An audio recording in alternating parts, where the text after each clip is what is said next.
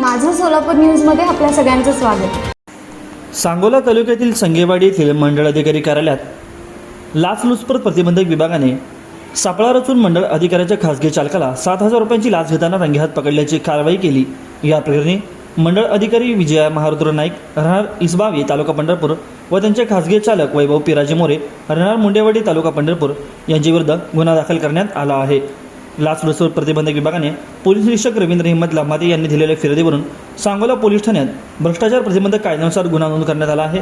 तक्रारदार विनोद सीताराम सातपुते यांनी दिलेल्या तक्रारीनुसार त्यांच्या आईच्या नावावर खरेदी केलेल्या शेतजमिनीच्या खरेदी दस्तावर असलेल्या हस्ताक्षराचा निकाल त्यांच्या बाजूने लावून 7/12 उतार्यावर नाव नोंद करण्यासाठी मंडळ अधिकारी विजय नाईक यांच्या वतीने 10,000 रुपयांची लाच मागण्यात आली होती।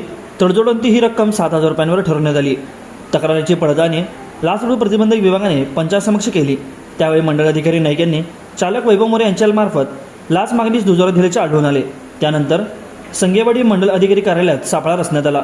या सापळा कारवाई दरम्यान चालक वैभव मोरे यांनी तक्रारदाराकडून 7,000 रुपयांची लाच स्वीकारताना प्रतिबंधक विभागाने त्यांना रंगेहात पकडले। या कारवाईत लाचेची रक्कम, आरोपीचा शर्ट, मोबाईल तसेच चित्रीकरणाचे मेमरी कार्ड असा मुद्देमाल जप्त करण्यात आला आहे।